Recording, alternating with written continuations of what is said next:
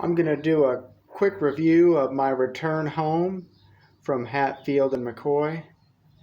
Mainly rode the Rock House Trail System and a little bit of the Devil Ants. Over 200 miles in 2.5 days.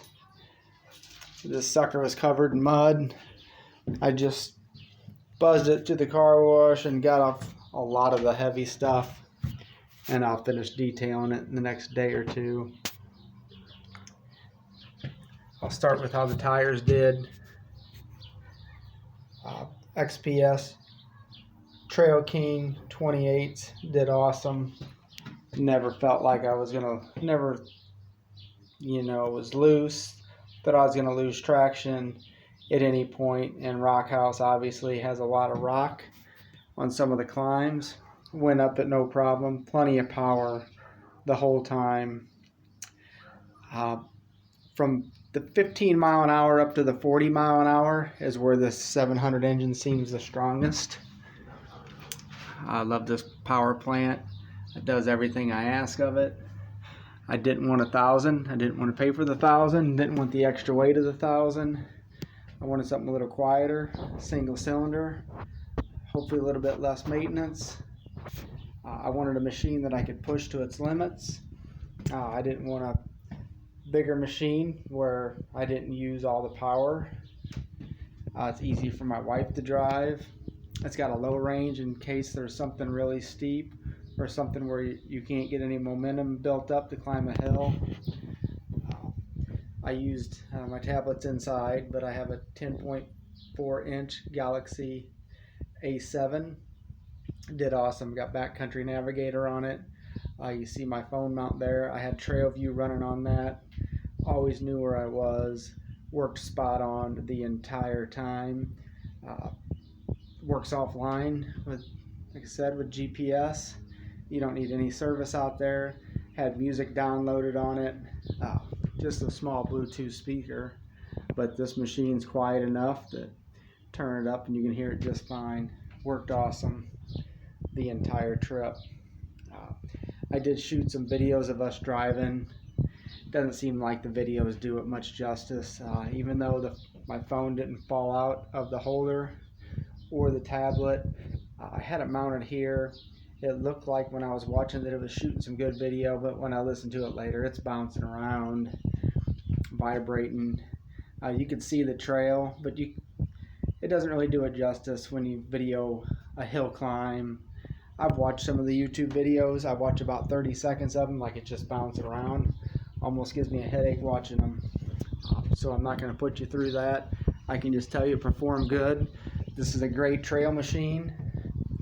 I'm never going to put bigger tires in the 28s, possibly a 29. Just depends when these wear out. What I can find. A lot of the tires that you buy aren't true to size anyway.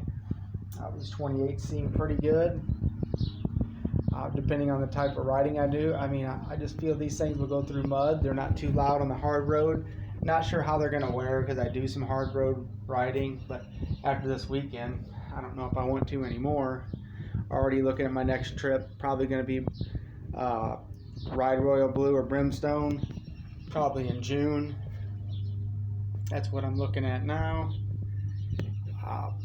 The best source of information that I can give you is join my Facebook group, Can-Am Commander 700. We can PM from there. Phone call if you need it. But if you're on the fence about buying this machine for trail riding, it's a great machine. I rode with the Polaris Razors. I rode with Maverick X3s. On the trails I was on, mainly the green and blues. I think the Rock House ones are a little rougher and a little bit more technical than some of your green and blues in the southern system. Those machines, I can't see needing a faster machine. There was never a time that I wanted to go faster or wasn't able to go faster. All the bigger machines, they were going slower on the trails. I really was hoping somebody would push the machine that was in front of me and I could see how I could hang with them, but nobody was really cared to do that. I'm going to hit some other trails where it might be, some machines that are up for that challenge. I just would like to see how it compares to others, but on the trail I can't see much that I couldn't keep up with on I wouldn't say super tight trail, but trails that got some stretches where you can open it up and you got to dive in the turn. Machine seems the right size. I've seen some Generals out there. They're a lot wider than this, even though they're in the same category as a Commander. The General's a bigger machine. I was parked right next to one. I can't believe that they're not putting this engine in a Maverick Sport. It's the same platform.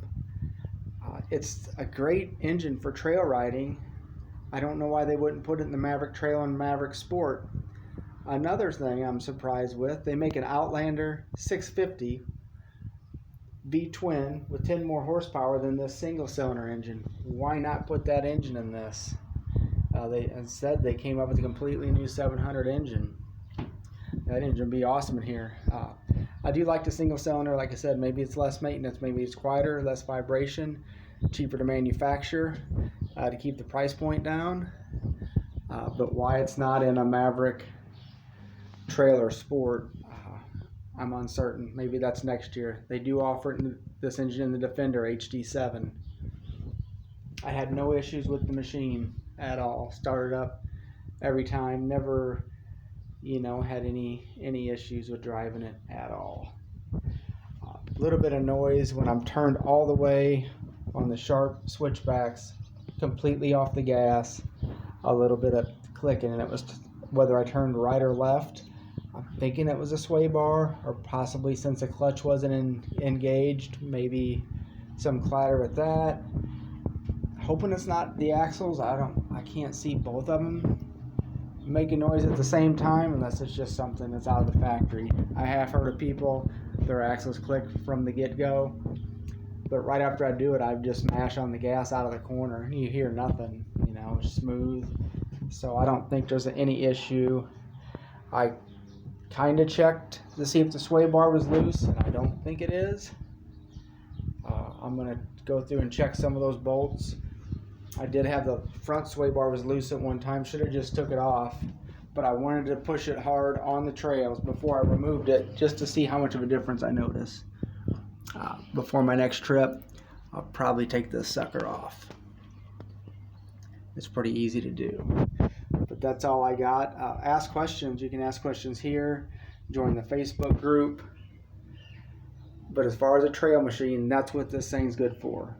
The only reason I need the dump bed basically is for my dogs, maybe a little bit of firewood, but I didn't really want any utility machine. I wanted something trail worthy, and I wanted the bed for my dogs, and I could probably get them in the back of a Maverick Sport. If there was a 700 version of the Maverick Sport that would have been at the dealer the day I got this, I'm not sure which machine I would have chose, honestly.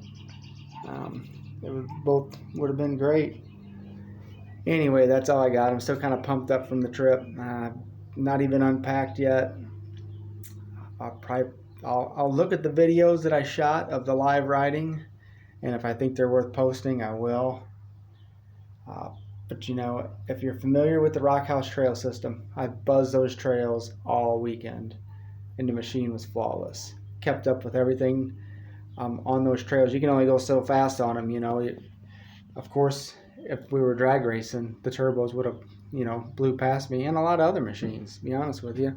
Seen a lot of R-Maxes out there, but on the trail, nobody was pulling away from me. I don't think anybody was trying. I guess apparently you're supposed to go there to sightsee. That wasn't my agenda, except when the wife was driving, and she told me to slow down a lot because we're supposed to be sightseeing. I'm here to push this machine. I'm here to see how fast it goes down the trail, how long I can stay on the gas coming into the corner, how quickly I can get back on the gas coming out of the corner. You're not going to power slide with it. I tried, and then probably a little bit different tire if that was my agenda. I could, if there was mud, obviously. But on those switchbacks, you're on the edge of the cliff. Wife was scared enough being on the edge. I was glad that it hooked up out of the corner. I could mash it. buzz down the trail, the rear end will buck on you, you know, if you're hitting the short whoops. I've heard you're really not supposed to hit any type of ramping with any machine if the ramp is shorter than your wheelbase, and that's pretty much everything there. So, you know, my bad if the rear end did kick up a little bit. I seen it happen on an XTP on a video. It's one of the characteristics of this machine, but this machine's great. Never an issue. And being on the trail 10 hours one day, never once me or my wife said, you know, I'm kind of sore, I'd like to be out of this machine. Power steering was awesome. Drove one hand pretty much most of the time, easy. Seat belts didn't bother you, didn't rub on her neck, didn't feel tired in the seat, hands didn't get numb from the steering wheel. Not much feedback at all from the power steering. It wasn't twitchy, worked great. Could see behind me with just the Can-Am rear view mirror. I didn't want to do side mirrors. For one, if you put the upper doors on, this side mirror would be useless, and I don't like having to fold them in if I do ride some tighter trails. But it worked good. Seemed okay on gas. I mean, I was in the throttle all the time, so it's going to drink gas. No different than my truck on the way home, because I was pushing that too. Worked good. Just some things to keep in mind. If you are going to travel, you got to have something to haul it with. First long trip with the caravan trailer. Worked awesome. Loved it. Got the Erickson shocks. Load, unload, 5 minutes. Don't have to worry about it coming loose, bouncing around. You're good to go.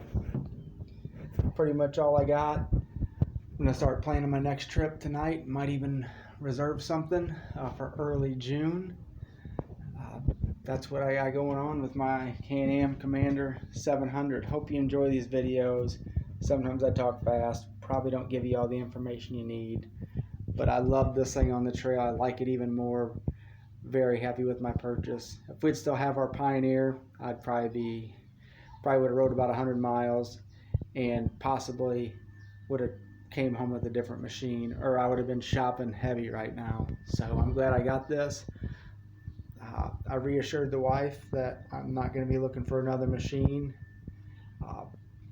I do like, is it the Maverick Sport XRC? Only other machine that I'm remotely interested in, but honestly, after riding in this, I don't need bigger tires. Suspension, you know, I'm not gonna lie, if I was in not the shape I am, I might have took a little bit more beating or noticed it. Some of the rocky trails, I mean, you know, you could definitely feel it in the cab, but might have bottomed out the front end once. Operator error, you know, going a little too fast, didn't see the hole with the water in it right in front of me quite soon enough to get on the brakes. You know, didn't feel jolted, didn't feel out of control. Only one time, like I said, out of all the whoops I hit, did the ass end buck on me, and honestly, it was kind of neat getting that little bit of air. Didn't bother me at all. Hit the hard road a couple times, 50 mile an hour, no problem buzzing down there, keeping up with traffic, all that good stuff. Ate some good food, Colonial Inn in Matawan, or no, that was in Man. Then in Matewan, we ate at Wingo's, good stuff. Stayed at Trails Inn, Arnie Toller, awesome dude. Took care of us, answered all my questions, let me bother him about my tablet for the last couple weeks.